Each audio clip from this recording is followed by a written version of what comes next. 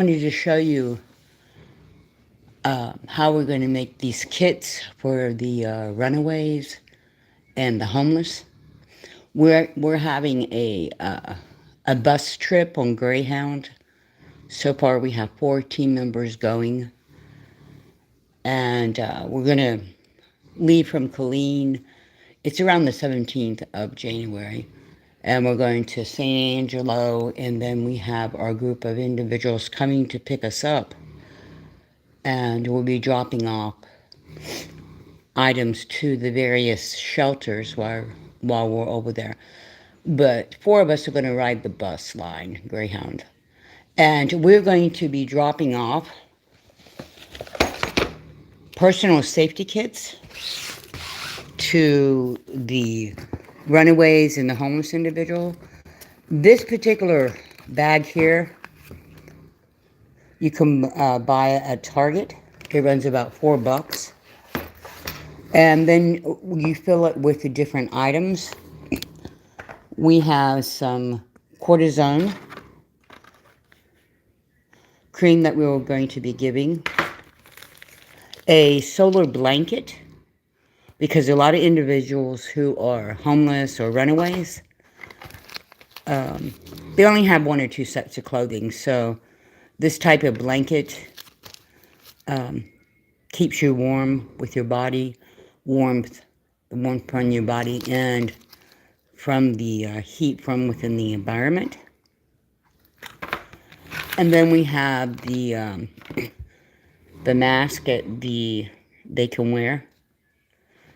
And we have the kid size and the adult size. Basic aspirins that they can use. And then we have different types of flexible fabric Band-Aids. So each kit gets the different items. We have the butterfly Band-Aid, and then we have this one here that has the different types of Band-Aids in it. So you can buy each one of these. You can buy these that you can split up to each individual safety first aid, and you can put like 8 into each individual kit. We have bought, we purchased 35 of these kits from Target that we're going to be handing out. And then we had a donation from one of the local stores, and they donated 20 of these Johnson & Johnson. These Johnson & Johnson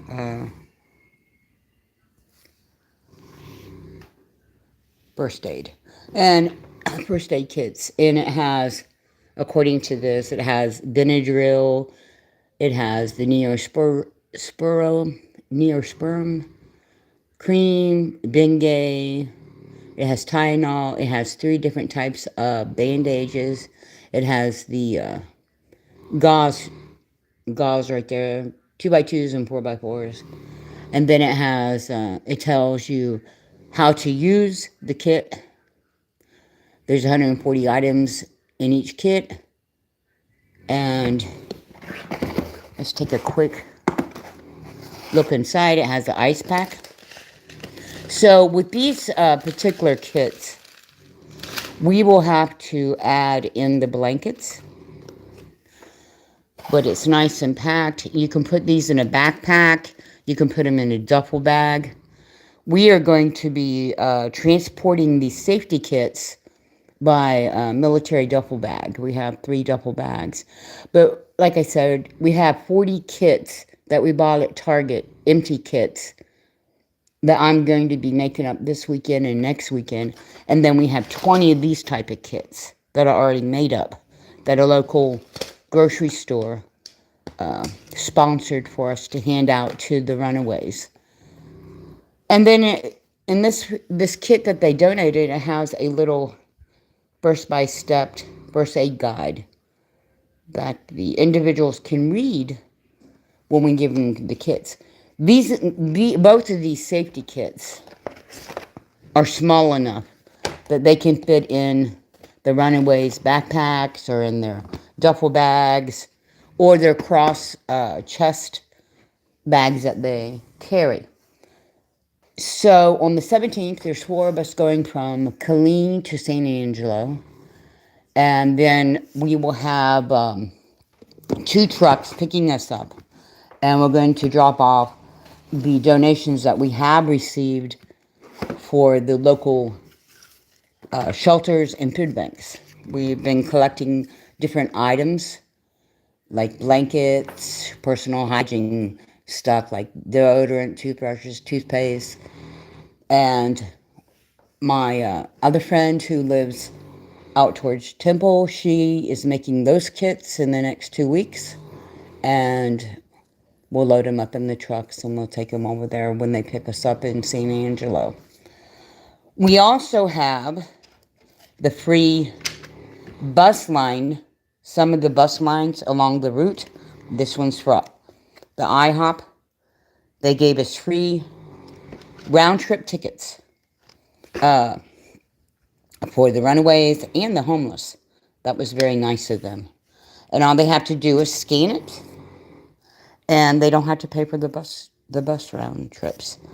Because a lot of the I don't want to call them mental outreach programs that some of these people cannot get to, they're in the larger cities. So when this particular bus line runs clear out to Lomita, so that's a rural area, so some of these individuals can hop on the bus and they'll bring them all the way back home. And if they're in a shelter and they're disabled or they have a disability, then they can call the disability line and they will pick them up.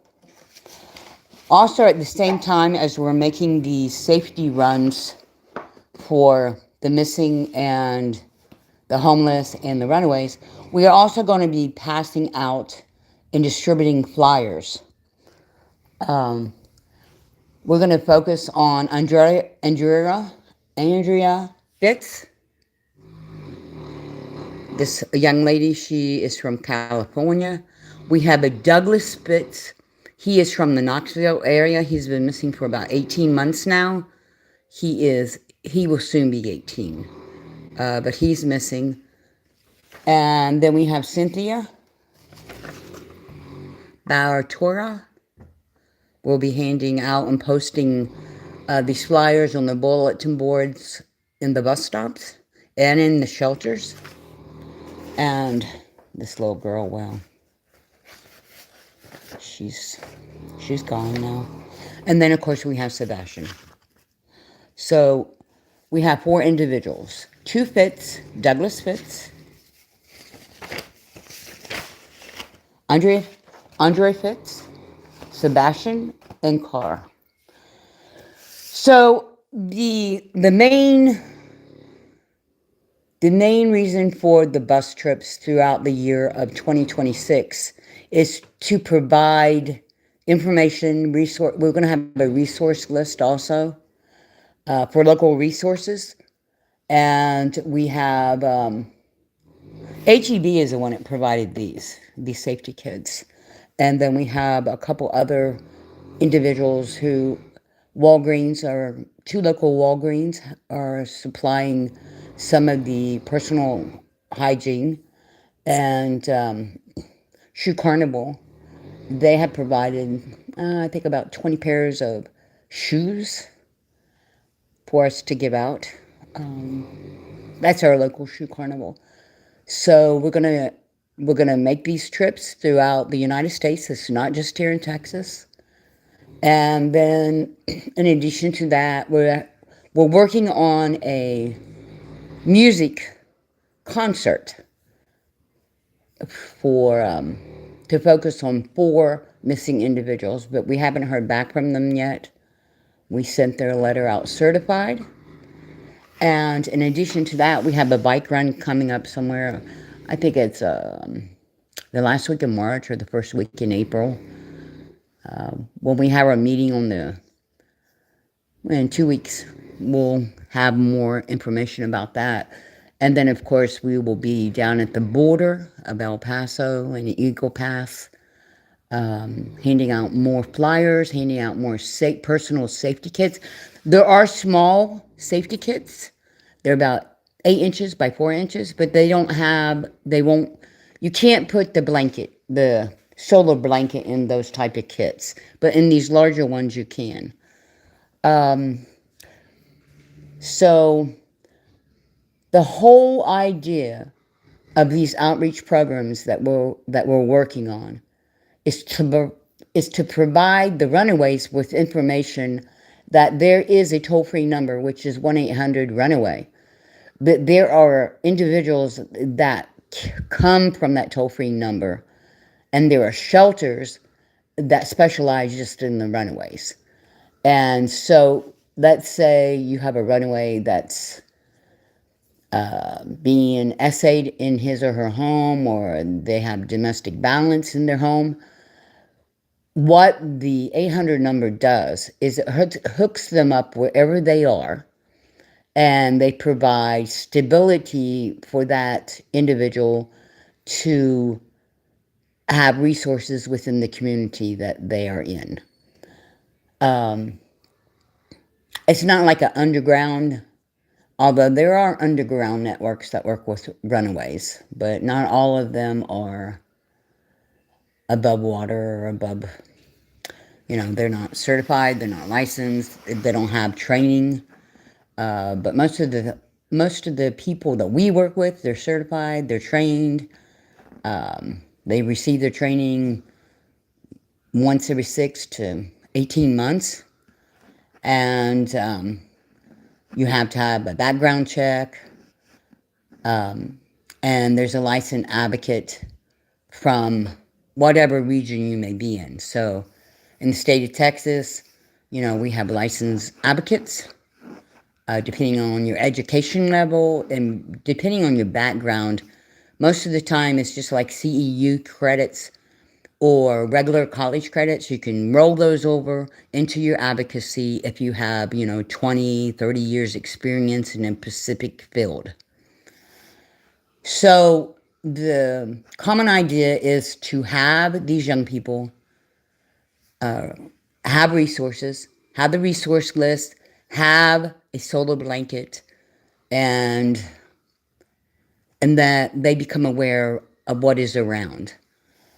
I myself, I am particularly, I believe that there's a lot of resources in Seattle, Washington, and I believe that a lot of people go over to Seattle, by the bay, and that's where my heart is, because I worked that area for a long time, and they have several women's shelters.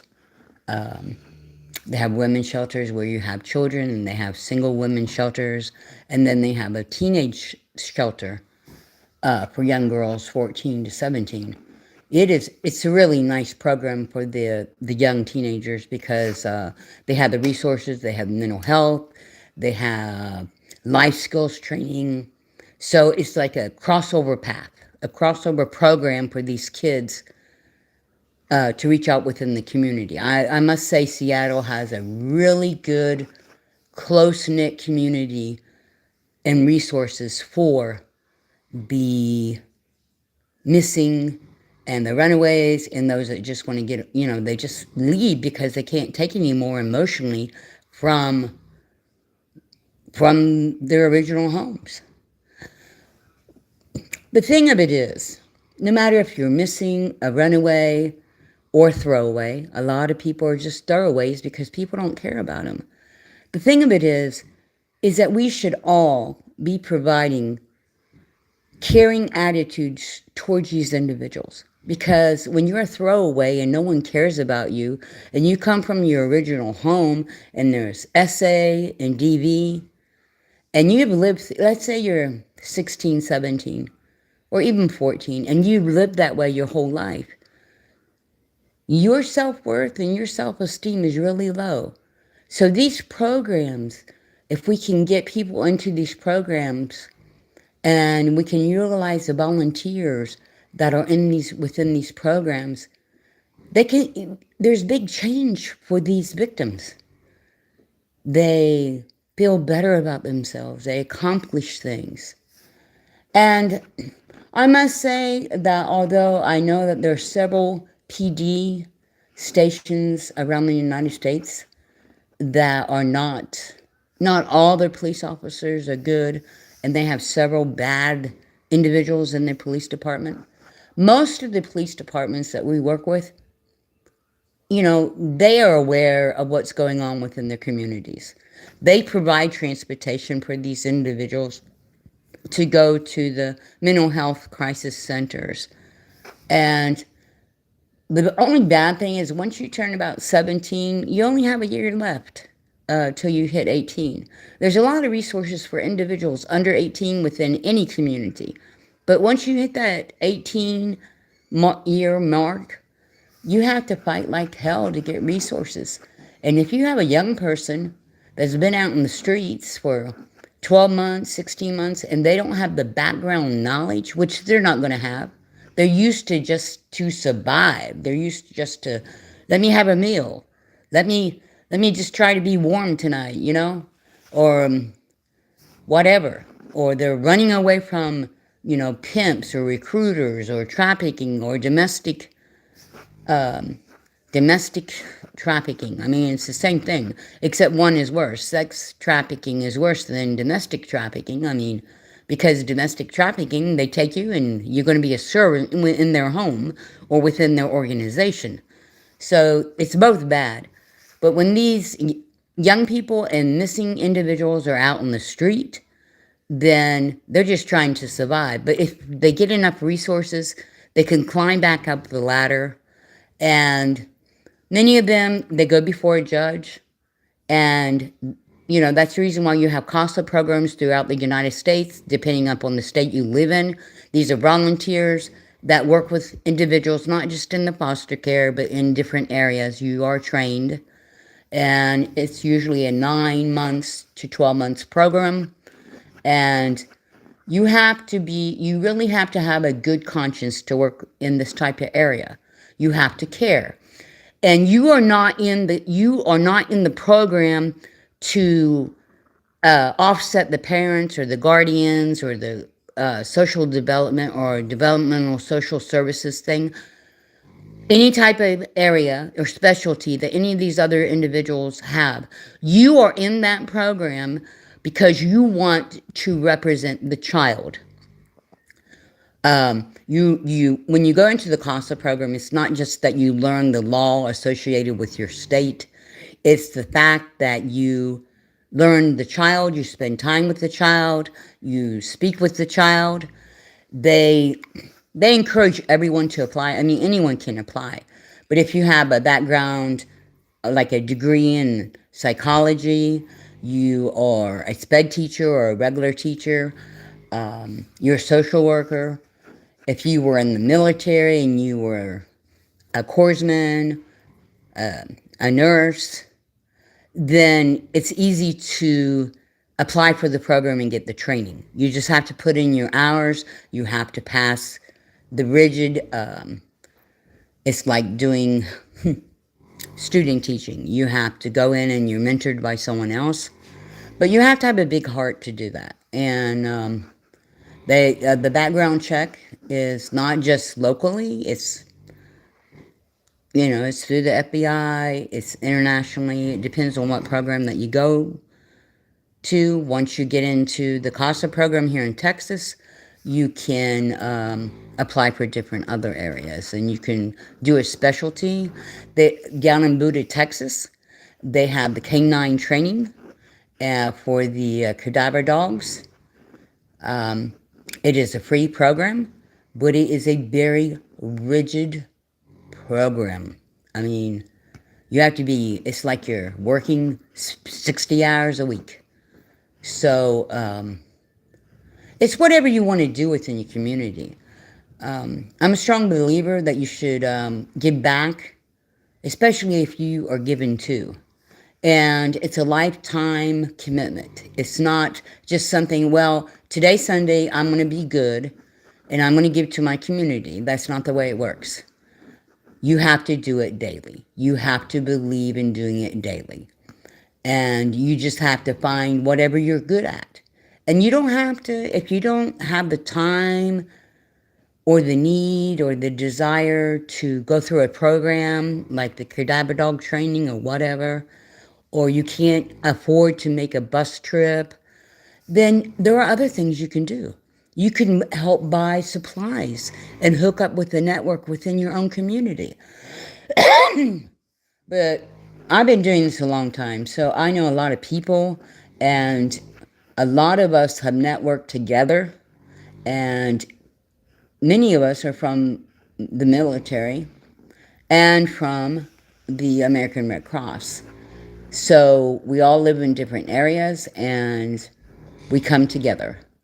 And we have, like on the 27th of this month, we that was just a day ago, we had a Zoom conference, and we shared, our experiences, what else we have learned. You always have to understand this, though. No matter what you do, you cannot do it by yourself. You have to give credit to the other individuals that are within your team, because it's a team effort. But you have to remember the people or the individuals that you are helping, they have no one. So it's to the benefit to thank all team members, no matter how small the contribution is. And the other thing you have to remember is when you, especially this, if you're working with the domestic balance team or you're working with the Runaways, you have to be the type of person that if you know someone has been found and there is protocol not to share knowledge, you have to keep that to yourself. You cannot share that because that's private. It is for the productivity of those who have been injured to keep privacy in many areas. We shut down a lot of our videos concerning the homeless because Andrea Griffin and several of her individuals, they were assaulting verbally, not physically, the members of the volunteers of the homeless shelter soup kitchens. And we're not going to allow that. That is rude, obnoxious. And these people that are in these soup kitchens and in these shelters, they're volunteers. They're giving them their time. So unless if someone is requesting when we video, we still video, but we just don't, we share it within our team members. We're not putting it out on like the Facebook channel or the X or even on here anymore. We do show when we're posting flyers, but we're not showing our team members who are volunteering in the shelters and the soup kitchens. And we're not going to show individuals who are living in the tent areas because, Andrea was very ugly to these people, and we're just not going to have it. It's not worth it. They have dignity too. No matter how low, they're living in shelter. Who cares? Okay? Maybe they ran away from domestic violence. They deserve dignity just like the rest of us. They are human. Well, that's all I have to say is we're going to try to get more bus tickets so the individuals can get mental health. We're going to pass out the flyers. I do have some of the red missing flyers off the FBI site. If you are wanting to find out more information about these safety solar blankets, you can go to the AmericanRedCross.org And they have several videos. They have a store on there where you can purchase the solar blankets. And you can also go to arp.org, and they have videos on, believe it or not, wound care and first aid care for missing individuals. But, you know, they have 30, 20-year-olds in there, but it's a good video. Overall, both of these sites are good because they provide the just foundation information for anyone to watch. But anyway, that's what we're going to do when and if we find out about the concert. I'll let you all know, because it would be something. It would be a miracle if we get what we need. And so we're going to start here in Texas. We're doing one in West Virginia, one in Nashville. Well, we're going to end up in Nashville. And that's going to be in March. And like I said, we're going to have the bike run at the end of March. So I thank you all for your support. And even if you're just posting the flyers, you're just spreading the word. I was just giving you some ideas, like if you know of a runaway shelter in your area, or a shelter for the missing, try to see if you can get, the free bus tickets so that they can go and get mental health care, or just post a flyer, whether it be in person or online. And always try to be positive about things. So, have a good evening. Thank you for your time. And good night.